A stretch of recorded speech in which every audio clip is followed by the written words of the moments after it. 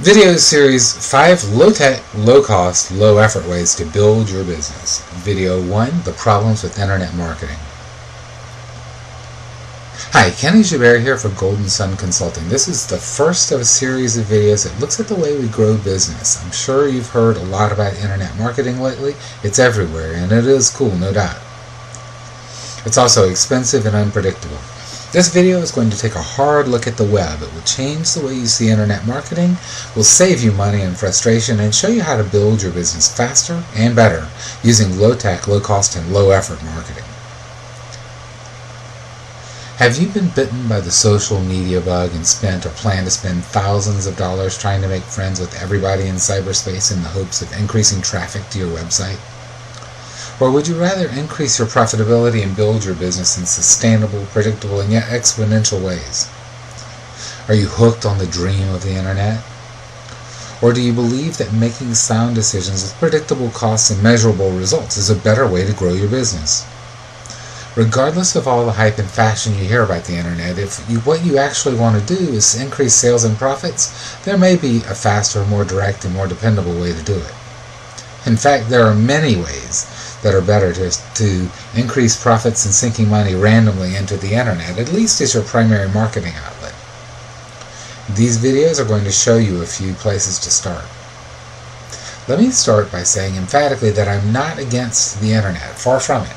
I've spent a lot of time working with it. However, at a time when internet presence is such a fad and the latest internet innovation seems so imperative, and I watch people spending thousands, tens of thousands of dollars setting up a website and one or two social media outlets, I would encourage you instead to step back, look at some solid facts, and consider taking a path less traveled. There are three main reasons internet efforts can be counterproductive for all but the largest businesses, and wasteful even for them, as a primary source of business building. The unpredictability of the medium itself, the destructive nature of internet competition, and demographics. Notice the irony. These are also the reasons most people think the internet is so great. If you want to win in competition, you have to do something different than the other guys, right? You have to think differently.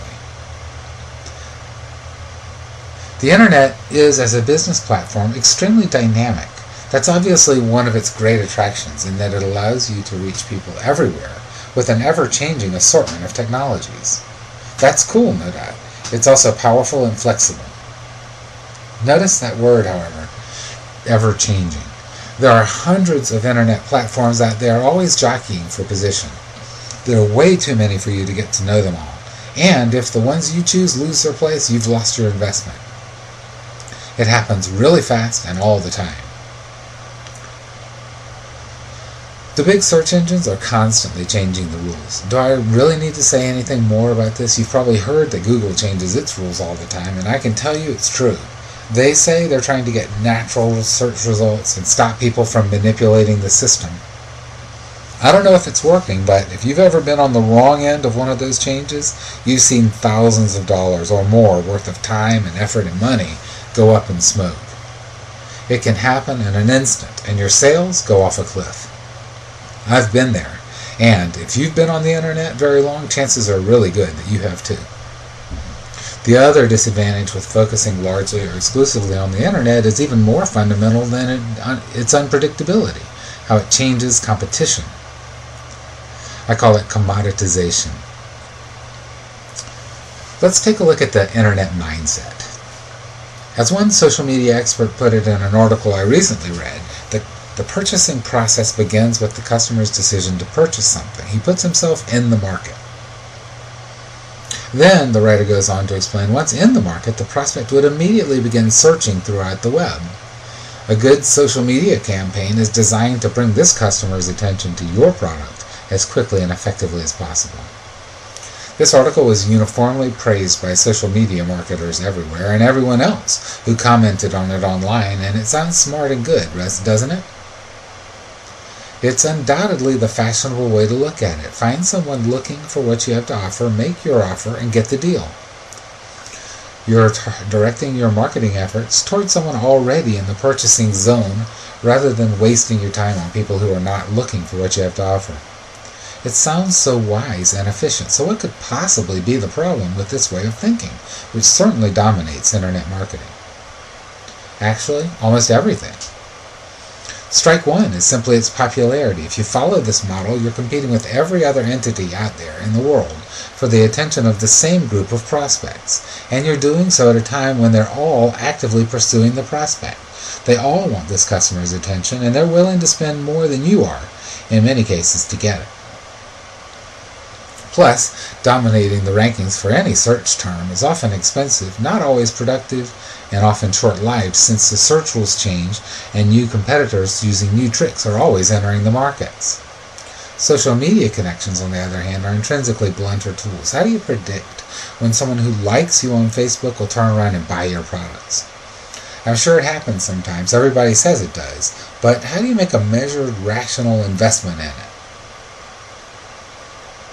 As a business person on the internet myself, I've spent a tremendous amount of time and energy wrestling with this very question, and I'm not satisfied with the answers I've gotten. Strike two is that you're aiming for a prospect who is in the market rather than in your store. This customer can and will, with a tap of a finger, check out someone else's similar product. You can't control the sales process as a salesperson would, and you are competing with similar products in the market from all over the world. So unless you have tremendous brand power, your profit margins will have to be extremely small to convert these customers. And you'll have to pay someone a lot of money or spend a great deal of attention yourself to develop a sales pitch that can make the sale at all through all the noise. The internet also has a relatively low entry threshold. Many of the social media don't cost anything at all. That means that just about anybody can get into internet marketing. You can, of course. And so can anybody who wants to compete with you from anywhere in the world. Thus, products sold on the internet often undergo a commoditization effect. That is, they lose their individuality in the noise and press of price competition. At a minimum, you're facing the toughest competition it's possible to face. Even if you could win that competition, the amount of information available can stall the purchasing process. How many times have you thought that you needed something, encountered several competing offers, and decided to put off buying it till later, till after you could look through everything more carefully? Strike three is that the purchasing process does not, in fact, begin with the customer's decision to enter the market. The purchasing process actually begins with a need or a desire, or even just a potential desire. The prospective customer needs or wants something before entering the market, in most cases, and certainly before beginning an earnest search for that thing. What if you could identify the need and send your information before the customer began searching? How big an advantage would that be? Huge, that's how big. Your hardware guy does it every time you go into a store for a hammer you needed, and he or she asks whether you need nails, or, for a need more likely to need fulfilling, protective goggles for your project. People getting ready to hammer often don't think about protective gear, and they're not in the market for it, but the need exists, and an astute salesperson will bring the need to the surface and make the sale long before the customer ever considers looking for the best price. Internet marketing often waits for the customer to identify the need and begin searching. The third big problem with internet marketing, besides how much it changes and how much competition there is, not everybody is on the internet. But Kenny, everybody's getting on the internet. Mobile phones, laptops, wireless, everywhere.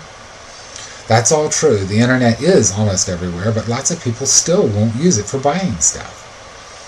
What the demographics show is that people over 60 years old are unlikely to use the internet to make personal purchases. And guess who has the most disposable income? That same group, the over 60s. And both the group and their share of disposable income are getting bigger. It's an issue, and of course not everyone under 60 is buying on the internet either. How do you reach all the people who either are not on the internet or don't use it for personal purchases? Stay tuned for the next video. If this video talks to you, do me a favor and give it a thumbs up, like, and share it with anyone else you think might like it. I'd also invite any questions or comments. I'll read them all and try to come up with good responses. If you'd like to talk to me more directly, email me at kenny@goldensunconsulting.com or call me at 314-941-2331.